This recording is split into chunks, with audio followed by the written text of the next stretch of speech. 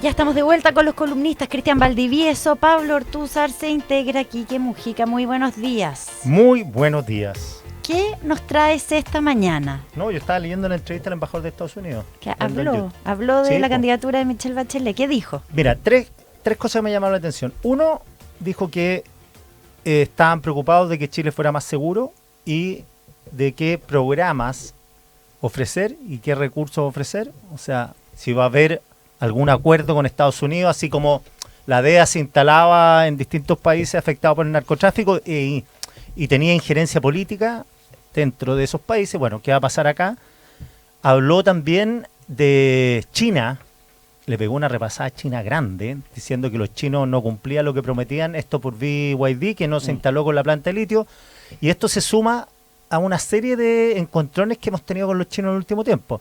No sé si influido porque estamos tomando posiciones o los chinos están viendo otras cosas, pero está lo de Tianqi, que se van. Que se quieren ir de SQM. Australis, con la compra de la industria, que están pidiendo que les devuelva la plata prácticamente, porque los estafaron según ellos.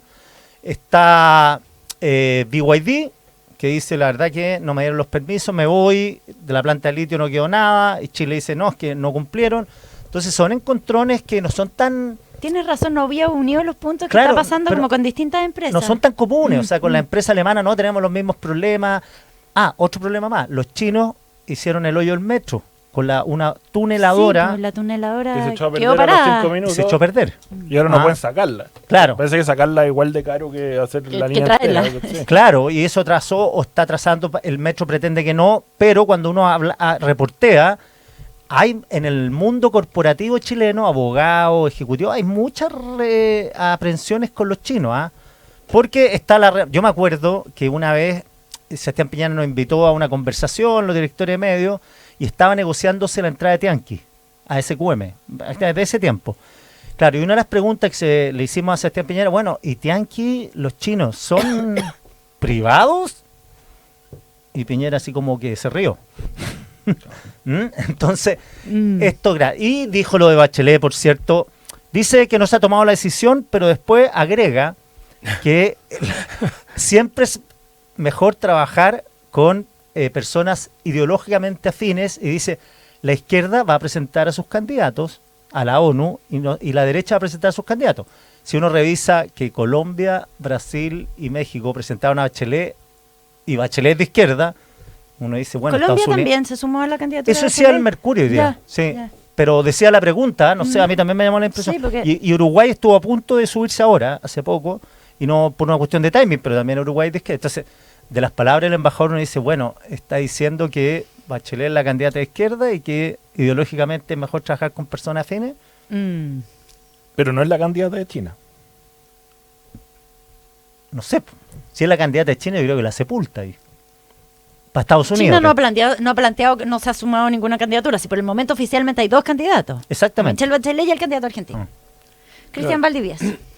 Oye, respecto a los Estados Unidos está interesante este tema, porque Chile está en una posición súper incómoda en este mundo, porque en la nueva lógica geopolítica, si nosotros somos llamados a tomar posición, que eso es lo que está de alguna manera presionando el embajador estadounidense, que tienen una pelea grande por la hegemonía con China que los amenaza.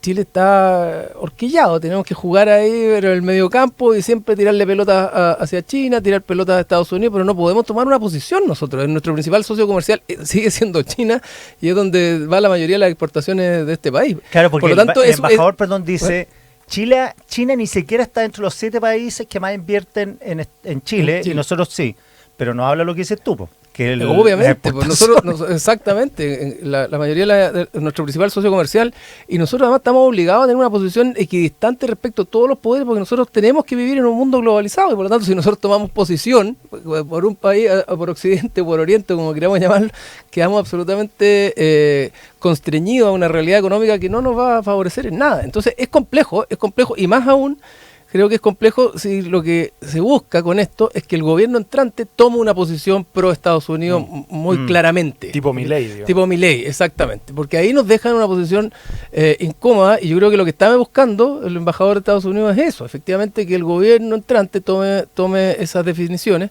Y ahí, bueno, nuestro futuro canciller va a tener que jugar bastante el juego de un poquito para ni tan lejos que te apague, ni tan cerca que te queme, y con una cintura importante, porque nosotros, independientemente de todas las críticas que puedan venir por la maquinaria china y por los hoyos que dejan instalados, probablemente el embajador chino podría citar muchos ejemplos de Estados Unidos. La fibra óptica austral también es china y funciona súper bien. Y funciona perfectamente. Y hay varias otras inversiones que efectivamente están andando. Además, nosotros estamos sobreinvertidos en inversiones chinas, porque como dice Kike, son inversiones, comillas, privadas, pero que son del Estado chino, y por lo tanto creo que es interesante. Bueno, después conversemos lo de Bachelet también, porque también mandó una señal pero clarísima. O sea, este es un embajador bien político, ¿ah? Pero desde el día que llegó, y esto no solo confirma eso, sino que además agudiza esta idea de que un embajador que viene con un relato. Esa primera conferencia de prensa que hizo cuando llevaba como una semana, en que yo siempre pensaba, los periodistas que les tocó, que fueron a esa conferencia de prensa, los felices que deben haber salido, porque son pocas veces las que hay una conferencia de prensa en que la persona que está hablando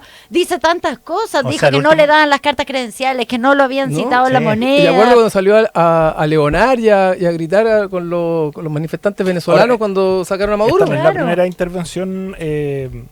No, ¿se acuerdan cuando pasó Mark Pompeo por acá? Sí, una reunión con Piñera y fue brutal. Pompeo cayó en desgracia total en Estados Unidos, pero lo mandó de matón Trump en su primer gobierno, y fue bien brutal el mensaje. No me acordaba yo de esto. De hecho, recuerden que Chile iba a construir Huawei iba a construir un cable directo desde Chile a Shanghai. Claro. Y ese proyecto se cae porque Pompeo dice, si ustedes hacen eso, nosotros los desconectamos. Sí. Y por lo tanto, y ese proyecto sigue vivo, pero cambiaron la licitación y ahora lo está fabricando Google y va a Australia. Después, y el otro tema fueron el carnet de identidad y los pasaportes, que también se lo había ganado un conglomerado chino, danés, como con 2% de... También. Y otro conflicto más. Y de nuevo se tuvo que hacer de nuevo el concurso. Muy tenso. Muy tenso. Entonces, aquí nosotros vamos a estar en el ojo del huracán un buen rato, y yo estoy muy de acuerdo. Tenemos que buscar como alianzas, en el fondo, basar nuestra diplomacia en intereses estratégicos y no en alineamientos políticos. Yo creo que es muy peligroso tratar de jugar el juego de los alineamientos políticos. Y además Trump ha mostrado, y ni China ni Trump, digamos, tienen mayor respeto por los países que le agachan el moño rápidamente y fácilmente. Como decía Kissinger, ser aliado de Estados Unidos es peligroso. No, decía, ser enemigo de Estados Unidos es peligroso, ser aliado de Estados Unidos es letal. Es letal. Entonces, necesitamos afianzar relaciones con países como Vietnam, Corea del Sur, poderes medios, digamos, India, negociar con todo, pero requiere mucho pragmatismo. Si no, vamos a estar, alguna vez escribí un artículo sobre esto que se llamaba La trampa de los melios, que los melios son esa islita, ¿cierto?, en la guerra del Peloponeso, que la invade Atenas y la hacen pebre acusándolos de ser aliados de Esparta, a pesar de que ellos eran neutrales. Pero los atenienses dicen no les creemos, y de ahí viene la famosa frase que se ha vuelto cada vez más famosa, lamentablemente, que es los fuertes hacen lo que quieren y los débiles soportan lo que deben o pueden, digamos. Y en ese sentido, la candidatura de, ya que te están hablando, acá va a haber que tener tanto manejo político, ¿la candidatura de Michelle Bachelet complica o facilita las cosas? ¿Tú querías decir algo al respecto, Cristian Valdivieso? No, pero complementar que efectivamente, para cerrar el tema anterior, y además Europa es uno de los el continente que más invierte en América Latina. O sea, tenemos que tener relaciones con todo el mundo y negocios con todo el mundo. En ese sentido tenemos que ser muy, muy, muy pragmáticos, y probablemente el embajador chino, o sea, el embajador de Estados Unidos está viendo acá, buscando la oportunidad de que este gobierno, el futuro gobierno, se alinee de alguna manera con ciertas señales. Lo que está buscando son señales que de alguna manera confronten las señales en la dirección opuesta que daba el presidente Boric, que no es que tuviera ni adversión con las inversiones estadounidenses ni tomar una posición en favor de China, pero era muy crítico con el presidente Trump. Entonces aquí evidentemente va a venir una suerte de vendetta de Estados Unidos inevitablemente. Y uno de los riesgos que tenemos es que nos presionen a través de Argentina, que es sumamente delicado y muy probable, además. Y además, y las hipótesis de conflicto que nosotros tenemos principalmente son con Argentina, en Campo de Hielo Sur. Entonces, es donde están los recursos estratégicos, particularmente el agua. Macri contaba que la reunión con Trump le mostró el mapa a Argentina y dijo, ¿y qué es esa cosa que está al lado, esa cosa flaca? Le dijeron Chile. ¿Por qué no lo Y le invaden? dijo, ¿y por qué no lo invaden? Sí, pues. Entonces, nosotros además cometimos varios errores, como sacar las minas antipersonales de la isla en el sur, donde el riesgo de que alguien sufriera un accidente era mínimo, pero que hoy día están completamente, digamos, expuestas. Y nada, pues las relaciones con Argentina, mientras Argentina estaba quebrado y su ejército deshecho, no hay mayor problema. Pero ahora que van para arriba, alineados completamente con Estados Unidos, y Estados Unidos justamente les pasó aviones de combate, también a Perú. O sea, a Chile se le está complicando bastante el panorama y no estamos reaccionando de manera racional ni estratégica a ese contexto. Y los intereses de Estados Unidos, no solamente, o sea, está Campo de Hielo Sur, pero también está la proyección antártica de Estados Unidos. Y ahí y también de China, ¿sí? porque los chinos se habían ido a meter también al sur durante los gobiernos de los Kirchner. Entonces se puede poner bastante movido el escenario y nosotros estamos chiflando en la loma. Oye, Quique, ¿sabéis que me acordé que tú decías las empresas que han tenido problemas? Me acordé también, estaba ese proyecto de observatorio en el norte, que era con capitales chinos, y ahora en enero se canceló. Porque Estados Unidos objetó por razones de seguridad que se construyera ese observatorio. Claro. Igual el procedimiento era medio chanta, porque en No, el fondo sí, había unos problemas administrativos. Sí. Pero claro, si hubieran sido capitales europeos, probablemente eso, lo chanta. Lo soslayan. No pasaba piola. Digamos. Así es. Oye, y bueno, la señal que da, por lo que cuenta aquí, que el embajador respecto de la candidatura de Bachelet es bastante asiaga, por decirlo de alguna manera, porque está diciendo que está buscando alinearla como una candidatura de izquierda, siendo que Estados Unidos está buscando una candidatura más afín a sus propios intereses. Y eso nos lleva de nuevo a la pregunta, a lo mejor recurrente esta semana, pero la pregunta es respecto a si fue lo más estratégico, pensando en la nominación y en la elección de Bachelet, no pensando en el momento político, si fue lo más estratégico que el presidente anunciara su candidatura esta semana y sin un acuerdo explícito y evidente con el futuro gobierno. Es más carroñeo de política interna, digamos. O sea, la candidatura de Bachelet, todos le están tratando de sacar rendimientos que no tienen nada que ver con querer que sea presidenta de la ONU, creo yo. Por lo menos el caso de Boric y la izquierda es súper evidente en ese sentido. Que más allá de que en el fondo lo que se está intentando hacer es ponerle presión a José Antonio Kast, pero principalmente unir a la izquierda.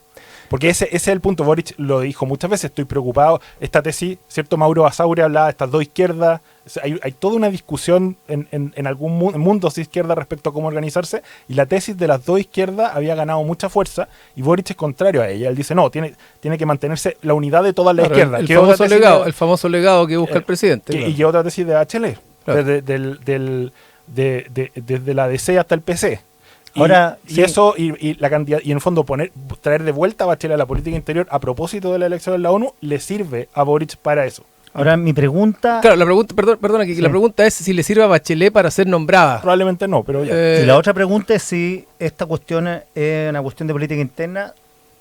Pregunta, ¿Bachelet se prestó para eso, poniendo su nombre, su capital político en una jugada pequeña de sacar a colación al gobierno de Kast, ponerlo en una encrucijada si tiene que apoyar o no apoyar? O sea, una por otra. Se ha prestado para cosas más charchas. Porque no son excluyentes que Bachelet crea que puede ser secretaria general y que el gobierno actual se aproveche el momento para sacar una ventaja política. Son excluyentes. Yo creo que dos cosas. Uno, la expresidenta sin duda yo creo que quiere ser secretaria general de las Naciones Unidas. No es algo que esté jugando ni que se esté prestando para eso. Yo creo que es algo que si hay un cargo importante que existe en el mundo, la presidenta del mundo de alguna manera es la secretaria general de las Naciones Unidas, tiene la experiencia, tiene el currículum y tiene la historia y la trayectoria. O sea, a mí me tocó estar con ella en un seminario, presentar un seminario en que ella exponía hace una semana y claramente quiere. Y tiene un proyecto, una propuesta. La pregunta es si ella también siente que la manera en cómo lo hizo el gobierno de Chile es la manera más estratégica y la mejor forma de instalarla. Pero espera, yo creo que eso no se hizo sin consultarle, yo creo. No, está bien, de acuerdo, pero tengo la duda respecto si para ella era la mejor forma o la mejor manera de anunciarlo independientemente del futuro gobierno. Y lo que es claro es que dos cosas. Uno, para el presidente Boric, esto es una señal muy evidente de unir o de buscar unir a la izquierda. Nadie le va a poder decir el día de mañana si él quiere ser candidato a algo o quiere mantener un liderazgo respecto a una coalición. Nadie le va a poder decir que él dividió al sector, que no buscó la unidad y que no es un representante y un líder que aglutina a todo el amplio mundo que se puede definir con la izquierda. Y segundo, le pone un dique e instala una suerte de paradoja compleja para el futuro gobierno. Como toda paradoja, es una paradoja, hay que intentar salir de ella para no quedar atrapado en la misma. Y es que el futuro gobierno sí declara que no va a apoyar la candidatura de la presidenta, ya se genera o empieza a generar una suerte de animadversión con un porcentaje importante de la ciudadanía que dice, pucha, a mí me gustaría porque es un orgullo nacional o porque fue una gran presidenta o porque yo le tengo afecto a la presidenta. No nos olvidemos que más del 40% de la población considera que es bueno que ella sea candidata a la Secretaría General de las Naciones Unidas, y desde el día 1, si es que Kast y el futuro gobierno se opone, desde el día 1 ya quedaría medio manchada esta idea de un gobierno de unidad nacional. Sí, y debilita los puentes creados con la centroizquierda más de derecha. Exacto. ¿Cierto? Y por otro lado, la misma pelea que tuvieron con Piñera. Si Piñera estaba tratando de llevarse a parte de la DC hacia su gobierno, y la gran batalla durante el 2018 era la izquierda dando de cortar esos puentes y evitar que eso pasara.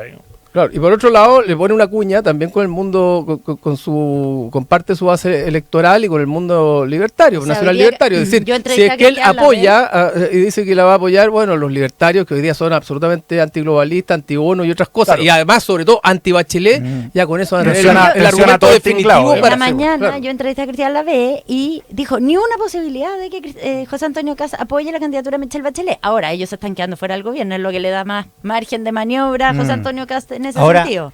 En esa estrategia de Bachelet, creo que lo que está haciendo Boric no la ayuda.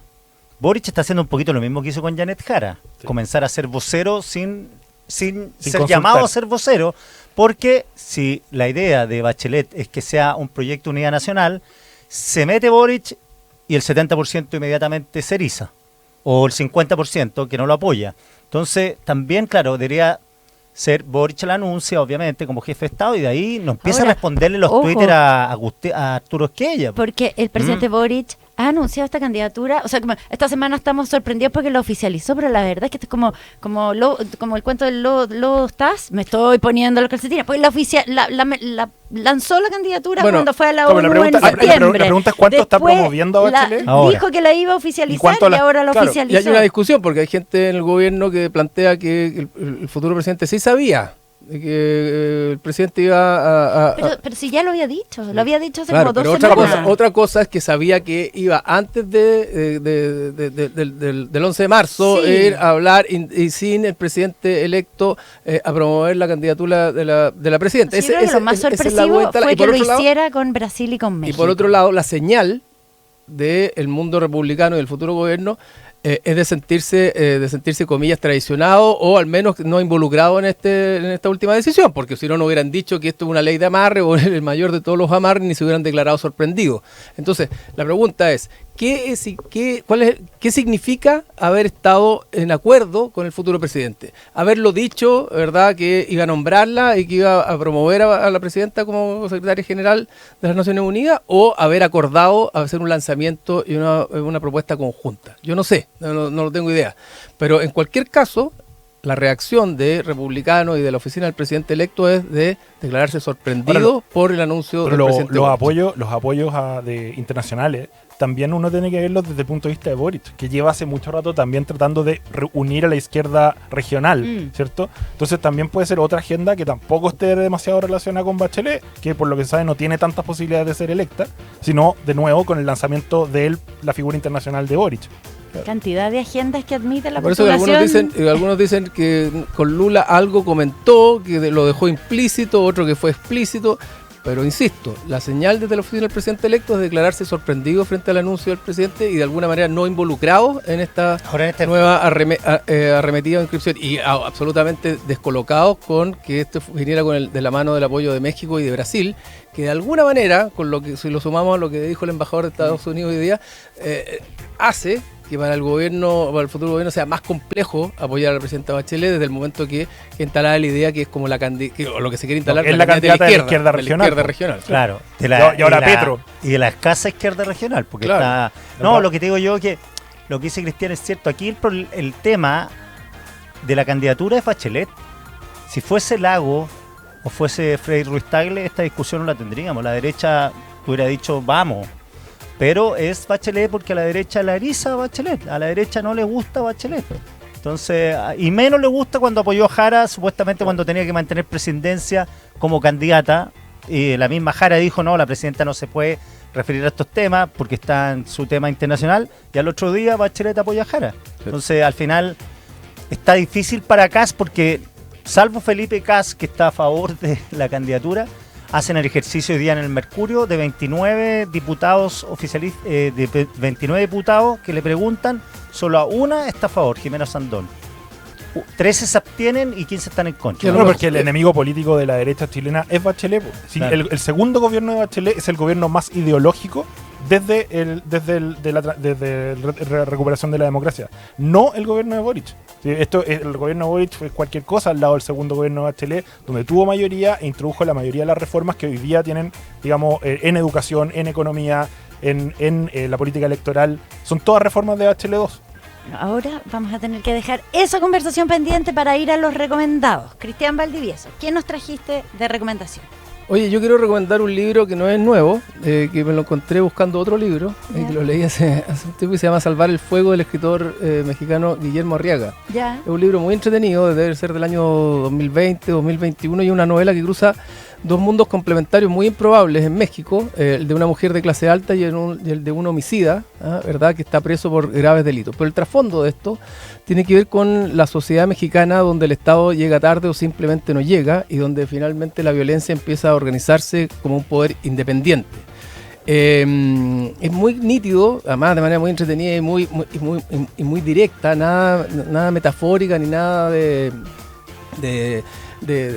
la lógica del realismo mágico, como la novela, esta Salvar el Fuego, muestra como si fuera un proceso, como la violencia y la dinámica y la cultura de la violencia en algún minuto deja ya de ser como una suerte de delito y se convierte en un sistema donde toma territorio, tiene reglas propias, compra lealtades y pasa a ser un poder más con el que la política, con el que el mundo de los negocios tiene que negociar, y el narco logra hacerse de un territorio, de un sector, y ya no solo de un espacio fuera del mundo público y de la política, sino que el narco es parte de la convivencia con la que tienen que negociar todos los políticos, y a veces incluso es el dueño de la política. Es muy intenso el libro, muy profundo y muy duro. ¿Salvar el fuego? Salvar el fuego, Bueno. pero muy realista también, y también de alguna manera uno dice, bueno, hay veces que te llama la atención que en determinado país, para negociar o para neutralizar al narco, hubo que negociar con el mismo narco. Pero si es que el narco tiene un poder de negociación cuando se impone mucho más grande Te puede hacer quebrar una que economía. poderes económicos. Te puede hacer evidentemente. quebrar una economía. Y esto es muy lúcido y muy entretenido Hay el libro, hipótesis que va a haber y muy luego realista. va a haber un narco presidente. Es que además no lo sabemos No, porque va a haber una hecatombe nuclear antes. y podemos no saberlo. Y va a caer los marcianos. Claro. Y podemos no saberlo. En algún minuto. Pablo, Lo cual tú puede sabes. ser una cura a lo que están mostrando los papeles de Epstein. Pero Claro. que había un grupo punk en los 80 que creo que se llamaba Caos. Y la canción decía como desarme nuclear, y en algún minuto el vocalista decía, aunque creo que es mejor acabar con la humanidad con una gran bomba nuclear, porque esto no tiene... Él no estaba seguro de si estaba tan a favor del desarme nuclear. Pero bueno, Tu yo recomendación. tengo dos remedios para el mundo que estamos describiendo, y Gracias por eso. recordar que es febrero y que está empezando a mejorar el tiempo, ¿cierto? Un poco menos horroroso el calor.